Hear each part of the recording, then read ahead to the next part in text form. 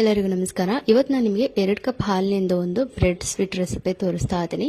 ಈಗಂತೂ ಇದು ತುಂಬ ಟ್ರೆಂಡಿಂಗಲ್ಲಿದೆ ಈ ವಿಡಿಯೋ. ಸೊ ಬನ್ನಿ ಇದನ್ನು ಹೇಗೆ ಮಾಡೋದು ಅಂತ ನೋಡೋಣ. ಇವತ್ತಿನ ಈ ವಿಡಿಯೋ ನಿಮಗೆಲ್ಲರಿಗೂ ಇಷ್ಟ ಆಗಿದ್ರೆ ಫ್ರೆಂಡ್ಸ್ ಆ್ಯಂಡ್ ಫ್ಯಾಮಿಲಿಗೆ ಶೇರ್ ಮೂಲಕ ಸಪೋರ್ಟ್ ಮಾಡಿ. ಇದನ್ನು ಫಟಾಫಟ್ ಅಂತ ಮಾಡ್ಬೋದು, ತುಂಬ ಈಸಿ ಆಗಿದೆ. ನಿಮಗೂ ಇಷ್ಟ ಆಗುತ್ತೆ, ಫ್ಯಾಮಿಲಿಯವರು ಕೂಡ ಇಷ್ಟ ಆಗುತ್ತೆ. ತುಂಬ ಸಿಂಪಲ್ ಇದೆ ನೋಡಿ ಎಷ್ಟು ಸಾಫ್ಟ್ ಆಗಿದೆ ಅಂತ. ಸೊ ಬನ್ನಿ ಇದನ್ನು ಮಾಡೋ ವಿಧಾನವನ್ನು ನೋಡೋಣ. ಫಸ್ಟಿಗೆ 2 ಕಪ್ ಹಾಲನ್ನ ನಾನು ಪಾತ್ರೆಗೆ ಹಾಕೊಳ್ತಾ ಇದ್ದೀನಿ.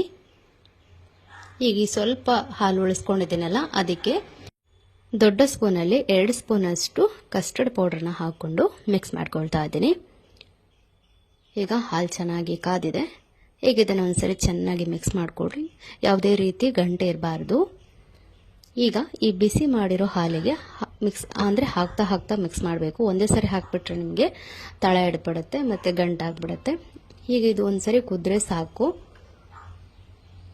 ಈ ಟೈಮ್ನಲ್ಲೇ ನಿಮಗೆ ಬೇಕಿದ್ರೆ ಸಕ್ಕರೆ ಹಾಕೊಳ್ಬೋದು. 4 ರಿಂದ 5 ಸ್ಪೂನ್ ಅಷ್ಟು ಸಕ್ಕರೆ ಹಾಕೊಳ್ಳಿ. ತುಂಬ ಸಿಹಿನೂ ಬೇಡ, ತುಂಬ ಸಪ್ಪೆನೂ ಬೇಡ, ಮೀಡಿಯಮಲ್ಲಿ ಹಾಕೊಳ್ಳಿ.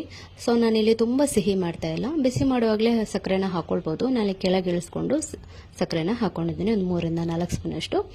ಈಗ ಅದನ್ನು ಕರಗೋ ತನಕ ಮಿಕ್ಸ್ ಮಾಡಿ ಸೈಡಲ್ಲಿ ಇಟ್ಕೊಂಡೆ. ಈಗ ಬ್ರೆಡ್ ಸ್ಲೈಸನ್ನು ಸೈಡನ್ನೆಲ್ಲ ತೆಗೆದುಕೊಂಡಿದ್ದೀನಿ. ನಂತರ ಈ ರೀತಿ ಪಾತ್ರೆಯಲ್ಲಿ ಜೋಡಿಸ್ಕೊಳ್ತಾ ಇದ್ದೀನಿ. ನೀವು ಯಾವುದರಲ್ಲಿ ಮಾಡ್ತೀರಾ ಅದರಲ್ಲಿ ನೀವು ಇದನ್ನು ಒಂದು ಪ್ಲೇಟ್ನಲ್ಲಿ ಕೂಡ ಮಾಡ್ಕೊಳ್ಬೋದು. ಅಲ್ಲ ಒಂದು ಟಿಫಿನ್ ಬಾಕ್ಸ್ ಇತ್ತಂದರೆ ಅದರಲ್ಲಿ ಕೂಡ ಮಾಡ್ಕೊಳ್ಬೋದು. ಈ ರೀತಿ ಕರೆಕ್ಟ್ ಕವರ್ ಮಾಡ್ಕೊಳ್ಳಿ. ನಂತರ ನಾವು ಮಾಡಿಟ್ಕೊಂಡಿರೋಂಥ ಕಸ್ಟರ್ಡ್ ಸಿರಪ್ನ ಇದಕ್ಕೆ ಹಾಕೊಳ್ಳಿ. ನಂತರ ಮತ್ತೆ ಮೇಲ್ಗಡೆ ಅದೇ ರೀತಿ ಬ್ರೆಡ್ನ ನಾವು ಈ ರೀತಿ ಜೋಡಿಸ್ಕೊಳ್ಬೇಕು. ಕರೆಕ್ಟಾಗಿ ಯಾವುದೇ ಕಡೆ ಜಾಗ ಬಿಡ್ದೇನೆ ಫಿಲ್ ಮಾಡ್ಕೊಳ್ಳಿ.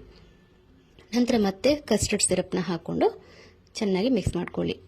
ಸಿಹಿ ಕರೆಕ್ಟಾಗಿದ್ದರೆ ಬ್ರೆಡ್ ಹೀರ್ಕೊಂಡ್ಮೇಲೆ ತಿನ್ಲಿ ಕೂಡ ಟೇಸ್ಟ್ ಚೆನ್ನಾಗಿರುತ್ತೆ. ಇಲ್ಲಿ ಫ್ರೆಶ್ ಕ್ರೀಮ್ನ ಹಾಕೊಳ್ತಾ ಇದ್ದೀನಿ. ಫ್ರೆಶ್ ಕ್ರೀಮ್ ಫುಲ್ ಬೇಕಂತೇನಿಲ್ಲ, ಜಸ್ಟ್ ನಾನೊಂದು ಅರ್ಧ ಕಪ್ನಷ್ಟು ಹಾಕ್ಕೊಂಡಿದ್ದೀನಿ.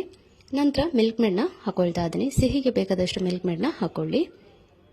ಒಂದ್ಸರಿ ಚೆನ್ನಾಗಿ ಮಿಕ್ಸ್ ಮಾಡ್ಕೊಳ್ಳಿ ಮಿಲ್ಕ್ ಮೇಡ್ ಹಾಕಿ. ನಂತರ ಸಿಹಿ ಏನಾದರೂ ಕಮ್ಮಿ ಇತ್ತಂದರೆ ಮತ್ತೆ ಸ್ವಲ್ಪ ಹಾಕೊಂಡ್ರಾಯ್ತು. ಸೊ ಇದನ್ನು ಚೆನ್ನಾಗಿ ಮಿಕ್ಸ್ ಮಾಡ್ಕೊಳ್ಳಿ. ಈಗ ನಾವು ಕಸ್ಟರ್ಡ್ ಹಾಕಿ ಇಟ್ಟಿದ್ವಲ್ಲ, ಅದನ್ನು ಫ್ರಿಜ್ಜಲ್ಲಿ ಇಟ್ಕೊಂಡಿದ್ದೆ. ಅಂದರೆ ನಾನು ಇದನ್ನು ಪ್ರಿಪೇರ್ ಮಾಡುವಾಗ ಅದನ್ನು ಫ್ರಿಜ್ಜಲ್ಲಿ ಇಟ್ಕೊಂಡಿದ್ದೆ. ನಂತರ ಮತ್ತೆ ಮಾಡ್ಕೊಂಡಿರೋಂಥ ಬ್ಯಾಟರ್ನ ಇದಕ್ಕೆ ಹಾಕೊಳ್ತಾ ಇದ್ದೀನಿ. ಈಗ ಮೇಲ್ಗಡೆಯಿಂದ ನಿಮಗೆ ಇಷ್ಟವಾಗಿರೋಂಥ ನಟ್ಸನ್ನ ಕಟ್ ಮಾಡಿ ಹಾಕೊಳ್ಳಿ. ನಂತರ ಇದನ್ನು ಫ್ರಿಜ್ನಲ್ಲಿ ಒಂದು 2 ಗಂಟೆ ಇಡಿ. ಆಗ ನಿಮಗೆ ಆ ಬ್ರೆಡ್ ಎಲ್ಲ ಚೆನ್ನಾಗಿ ಹೀರ್ಕೊಳ್ಳುತ್ತೆ.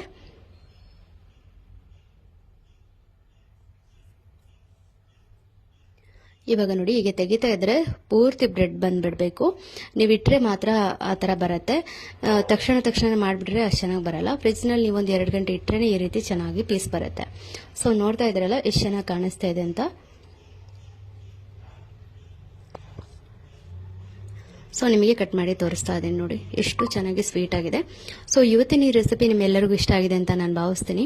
ಇಷ್ಟವಾದಲ್ಲಿ ಫ್ರೆಂಡ್ಸ್ ಆ್ಯಂಡ್ ಫ್ಯಾಮಿಲಿಗೆ ಶೇರ್ ಮೂಲಕ ಸಪೋರ್ಟ್ ಮಾಡಿ. ಹಾಗೆಯೇ ನೀವು ಯಾರೆಲ್ಲ ಟ್ರೈ ಮಾಡಿದ್ದೀರಾ ಅನ್ನೋದನ್ನು ಕೂಡ ನನ್ನ ಜೊತೆ ಶೇರ್ ಮಾಡೋದನ್ನು ಮರಿಬೇಡಿ. ಸಿಗೋಣ ಮತ್ತೊಂದು ರೆಸಿಪಿಯೊಂದಿಗೆ. ಅಲ್ಲಿವರೆಗೆ ಎಲ್ಲರಿಗೂ ಧನ್ಯವಾದ.